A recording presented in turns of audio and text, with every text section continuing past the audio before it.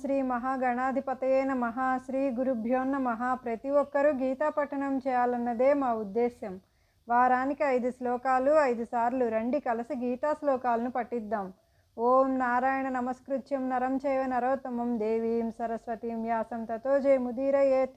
ఆపదామపహర్తారం దాతారం సర్వసంపదాం లోకాభిరామం శ్రీరామం భూయో భూయో నమామ్యహం. కృష్ణాయ వాసుదేవాయ హరయే పరమాత్మనే ప్రణతః క్లేశనాశాయ గోవిందాయ నమో నమః. దుర్జనుల గురుపసంఘము నిర్జింపగదలచి నీవు నిఖిలాధారా. దుర్జనులను వధింపను అర్జునునకు నీవు సారథైతివి కృష్ణ. శ్రీకృష్ణ పరబ్రహ్మణే నమః. ప్రారంభిద్దామా? శ్రీమద్భగవద్గీత ఏకాదశాధ్యాయః. 16 నుంచి 20 శ్లోకాలు చెప్పుకుందాం. మొదట ఈ 5 శ్లోకాలు నేను ఒకసారి చదువుతాను, నాతో పాటు 3 సార్లు పలకండి. మళ్ళీ అందరం కలిసి 5 శ్లోకాలు పఠిద్దాం.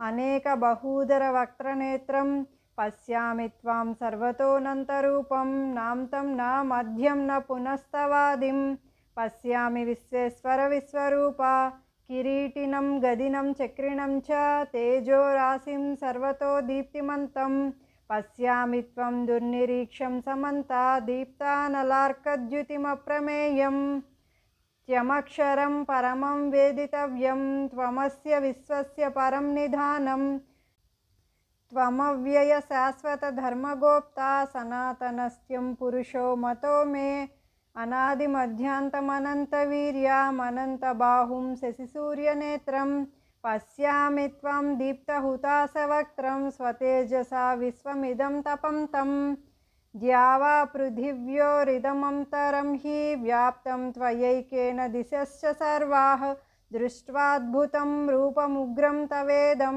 లోకత్రయం ప్రవ్యథితం మహాత్మన్. అనేక బహూదర వక్త్రనేత్రం పశ్యామి త్వాం సర్వతోనంతరూపం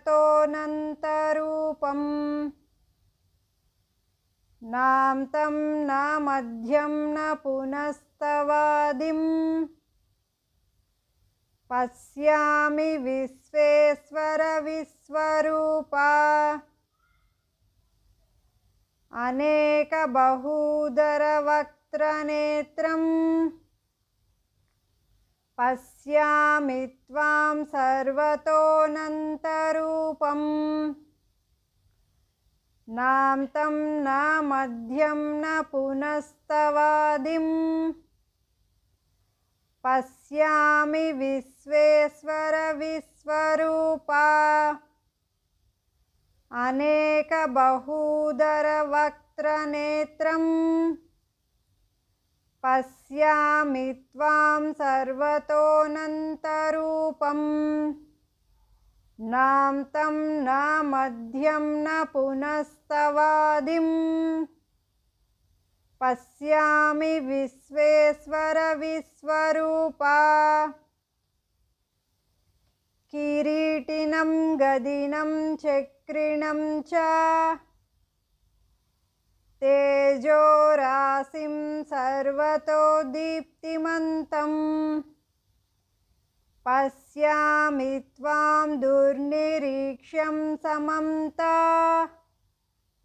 దీప్తానలార్కద్యుతిమప్రమేయం కిరీటినం గదినం చక్రిణం చ తేజోరాశిం సర్వతో దీప్తిమంతం పశ్యామి త్వాం దుర్నిరీక్ష్యం సమంతా దీప్తానలార్కద్యుతిమప్రమేయం కిరీటినం గదినం చక్రిణం చ తేజోరాశిం సర్వతో దీప్తిమంతం పశ్యామి త్వాం దుర్నిరీక్ష్యం సమంతా దీప్తానలార్కద్యుతిమప్రమేయం త్యమక్షరం పరమం వేదితవ్యం త్వమస్య విశ్వ विश्वस्य परं निधानम् त्वमव्ययः शाश्वतधर्मगोप्ता सनातनस्त्वं पुरुषो मतो मे त्वमक्षरं परमं वेदितव्यं त्वमस्य विश्वस्य परं निधानम्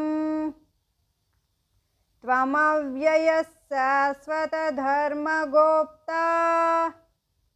सनातनस्त्वं पुरुषो मतो मे त्वमक्षरं परमं वेदितव्यं त्वमस्य विश्वस्य परं निधानम् त्वमव्ययः शाश्वतधर्मगोप्ता सनातनस्त्वं पुरुषो मतो मे अनादिमध्यान्तमनन्तवीर्यमनन्तबाहुं शशिसूर्यनेत्रं पश्यामि त्वां दीप्तहुताशवक्त्रं स्वतेजसा विश्वमिदं तपन्तम्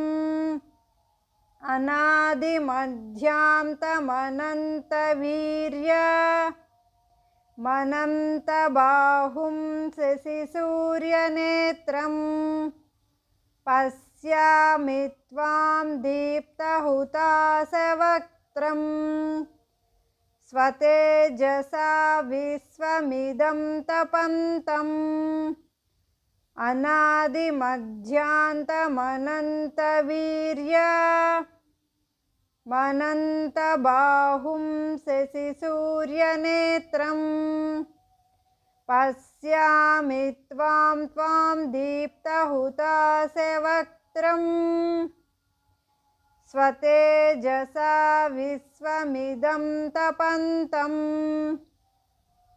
द्यावा पृथिव्योरिदमन्तरं हि व्याप्तं त्वयैकेन दिशश्च सर्वाः दृष्ट्वाद्भुतं रूपमुग्रं तवेदं लोकत्रयं प्रव्यथितं महात्मन् द्यावा पृथिव्योरिदमन्तरं हि व्याप्तं त्वयैकेन दिशश्च सर्वाः दृष्ट्वाद्भुतं रूपमुग्रं तवेदं लोकत्रयं प्रव्यथितं महात्मन् द्यावा पृथिव्योरिदमन्तरं हि व्याप्तं त्वयैकेन दिशश्च सर्वाः दृष्ट्वाद्भुतं रूपमुग्रं तवेदं लोकत्रयं प्रव्यथितं महात्मन् अनेकबहुधरवक्त्रनेत्रं पश्यामि त्वां सर्वतोऽनन्तरूपं नान्तं न मध्यं न पुनस्तवादिं पश्यामि विश्वेश्वर विश्वरूपा किरीटिनं गदिनं चक्रिणं च तेजोराशिं सर्वतो दीप्तिमन्तं पश्यामि त्वां दुर्निरीक्ष्यं समन्ता दीप्तानलार्कद्युतिमप्रमेयं त्वमक्षरं परमं वेदितव्यं त्वमस्य विश्वस्य परं निधानं त्वमव्ययः शाश्वतधर्मगोप्ता सनातनस्त्वं पुरुषो मतो मे अनादिमध्यान्तमनन्तवीर्यमनन्तबाहुं शशिसूर्यनेत्रं पश्यामि पश्यामि त्वां दीप्तहुताशवक्त्रं स्वतेजसा विश्वमिदं तपन्तम् द्यावा पृथिव्योरिदमन्तरं हि व्याप्तं त्वयैकेन दिशश्च सर्वाः दृष्ट्वाद्भुतं रूपमुग्रं तवेदं लोकत्रयं प्रव्यथितं महात्मन्। తాత్పర్యం: హే జగన్నాథ, ఎటు నుంచి చూసినా సరే లెక్కలేనన్ని చేతులు, ఉదరాలు, ముఖములు, నేత్రాలు కలిగిన నీ విశ్వరూపాన్ని సందర్శించగలుగుతున్నాను. అసంఖ్యాకమైన కిరీటాలు, గదలు, చక్రాలు ధరించి ప్రజ్వలిస్తున్న సూర్యాగ్నుల ప్రచండ తేజస్సుతో తేరి చూడరానిదై ఇతమిత్తమని చెప్పనలవు కాని నీ రూపాన్ని తెలుసుకుంటున్నాను స్వామి.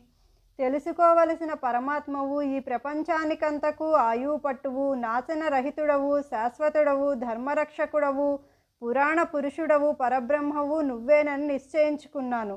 ఆది మధ్యాంతరహితము, అపరిమిత శక్తియుతము, అనంత బాహువులతో సూర్యచంద్రులే నేత్రాలుగా ప్రజ్వలాగ్నిలాగా ప్రకాశిస్తూ ముఖకాంతి కలది, తన తేజస్సుతో సమస్త విశ్వాన్ని తపింపజేస్తున్నది అయిన నీ రూపాన్ని అర్థం చేసుకుంటున్నాను.